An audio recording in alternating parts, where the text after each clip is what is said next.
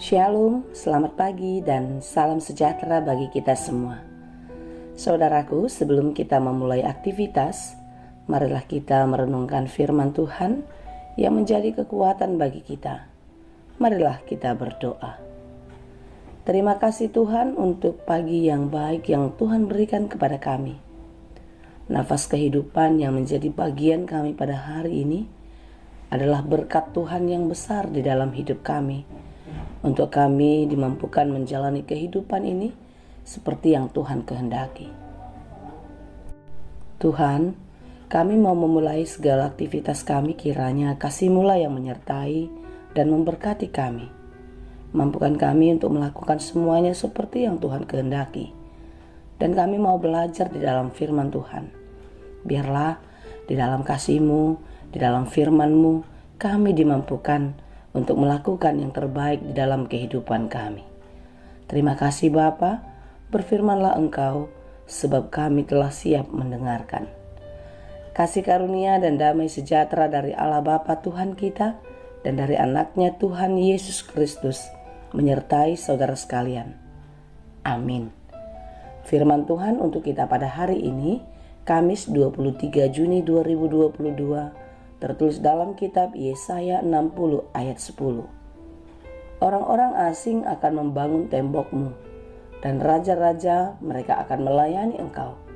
Sebab dalam murkaku, aku telah menghajar engkau, namun aku telah berkenan untuk mengasihani engkau. Jadi ikon Paulio nihalak sileban muse akaparikmu, jala akar raja nasida marhaladuiho. Aidi bagasan remas sudoho hulisingi nasai laun. Jala di bagasan taluk nerohak kununga huasi ho nuaing. Demikianlah dikatakan. Seorang pemuda tampan yang gagah dan terlihat mapan sedang berhenti di tengah jalan karena mobilnya mogok. Dia sudah berusaha mengutak-atik sana dan sini, mencoba ini dan itu agar mobilnya bisa hidup kembali. Ternyata mobil itu tetap tidak bisa hidup. Dengan segala cara dia melakukan agar mobil itu bisa hidup kembali. Si pemuda hampir-hampir putus asa. Dengan kesal, dia mulai menunjukkan sikap yang marah karena dia merasa sebentar lagi dia akan terlambat untuk sampai ke tempat pekerjaannya. Tetapi tanpa dia sadari, ada seorang tua yang memandangnya dari kejauhan datang mendekat dan menawarkan jasa untuk menolong. Bisakah saya membantumu? Lalu si pemuda ini dengan cepat menatap dengan sinis kepada si bapak tua ini. Bagaimana mungkin Anda bisa menolong saya menghidupkan mobil ini? Saya yang sudah lama memakainya, saya yang sudah berpengalaman pun tidak bisa memperbaikinya. Lalu si bapak tua tetap bersikukuh untuk membantu si pemuda. Izinkanlah saya memperbaikinya. Percayalah, Bapak tidak akan bisa melakukannya, kata si pemuda juga menimpali. Tetapi tidak berhenti dan tidak putus asa, si bapak tetap menawarkan jasa untuk menolong. Izinkanlah saya memegangnya sebentar saja. Kalau nanti tidak hidup, oke, saya akan meninggalkanmu. Dengan kesal si pemuda menjawab, silakan. Tapi saya tidak yakin Bapak bisa memperbaikinya. Tapi karena Bapak bersikukuh untuk memperbaiki mobil ini, silakan. Lalu si bapak tua ini mendekat ke mesin mobil dan memegang sesuatu di sana. Dan tidak lama dia menyuruh pemuda itu untuk menyalakan mobilnya. Silakan hidupkan mobilmu. Lalu si pemuda menstarter mobilnya dan ternyata mobil itu bisa hidup kembali. Wow, si pemuda terheran-heran, tidak menyangka si bapak tua hanya memegang sebentar saja, tapi mobilnya sudah bisa hidup kembali. Lalu dia keluar dari mobil dan bertanya, siapakah saudara? Siapakah bapak? Kenapa bisa begitu cepat memperbaiki mobil saya? Lalu mereka berjabat tangan dan si bapak tua menyebutkan namanya, saya adalah Henry Ford.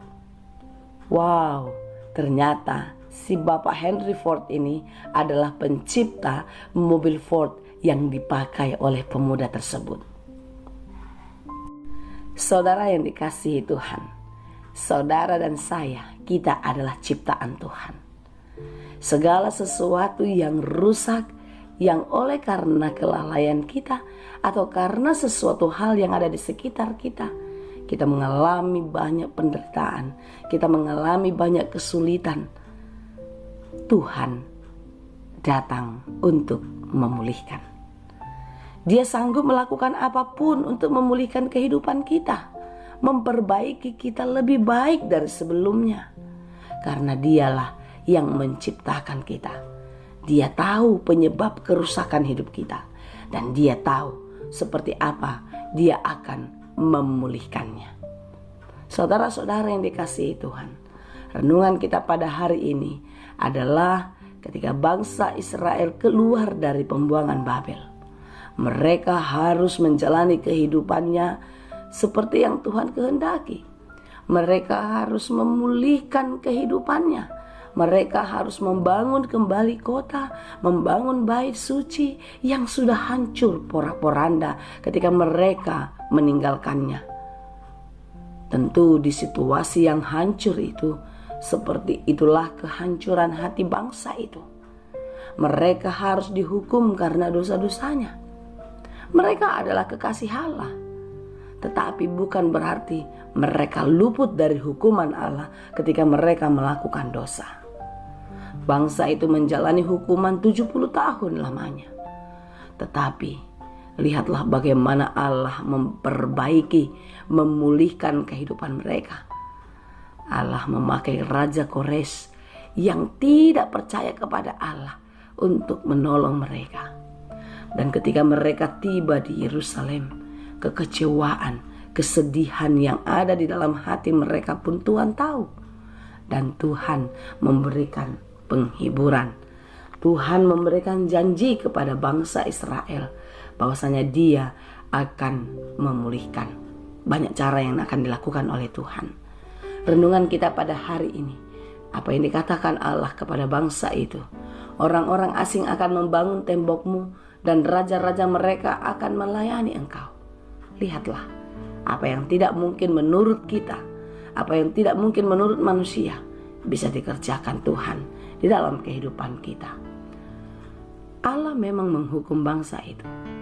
Allah memang mengizinkan mereka menderita. Tetapi lihatlah, aku telah berkenan untuk mengasihani engkau. Saudara-saudara yang dikasihi Tuhan, Tuhan pun mengizinkan kita melewati banyak hal di dalam hidup ini. Tuhan mengizinkan kita mungkin mengalami penderitaan, tapi percayalah, Dia tetap Allah yang mengasihi kita. Percayalah, Dia akan memulihkan kehidupan kita. Oleh karena itu saudara-saudara yang dikasihi Tuhan, Allah bangsa Israel, Allah yang menyelamatkan dan memulihkan mereka, juga yang tetap menjadi Allah kita, yang menolong kita, yang menyelamatkan kita. Dialah yang memperbaiki kehidupan kita menjadi lebih baik. Oleh karena itu, tetaplah berserah kepada Dia. Jangan pernah meragukan keberadaan Allah di dalam hidupmu.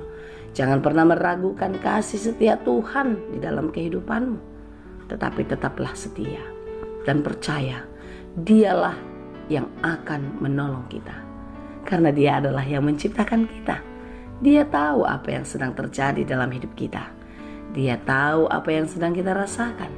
Dan bahkan ke depan di masa hidup kita, Dia pun tahu apa yang akan terjadi.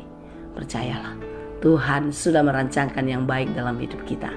Tuhan sudah menyiapkan yang terbaik untuk kita. Mari kita jalani hidup ini dengan berserah dan pasrah di dalam kuasa Tuhan.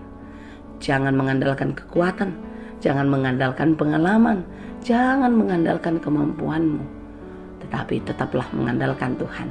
Percaya dan berserah kepadanya. Dia akan menolongmu. Tuhan Yesus memberkati. Amin. Terima kasih Tuhan untuk firman-Mu hari ini. Di dalam firman-Mu kami dikuatkan bahwasanya Engkau adalah Allah yang setia, yang terus mengasihani kami. Dan Engkau Allah yang mengasihani kami akan memulihkan kehidupan kami. Tuhan, kami tahu begitu banyak hal yang terjadi dalam hidup ini. Begitu banyak pergumulan yang harus kami jalani. tetapi kami tahu Engkau tidak akan pernah meninggalkan kami. Kami serahkan seluruh kehidupan kami ke dalam tangan-Mu. Apapun yang terjadi, Tuhanlah yang menolong kami. Jika kami sedang di dalam kesusahan, di dalam pergumulan, kami percaya Tuhan akan menolong dan memulihkan kami. Jikalau kami sedang sakit, kami percaya kasih dan kuasa-Mu akan menolong dan menyembuhkan kami. Tuhan, Engkaulah Allah kami. Engkaulah sumber kekuatan dan kehidupan kami. Kami serahkan seluruh hidup kami ke dalam tangan-Mu. Tuhanlah yang memberkati kami.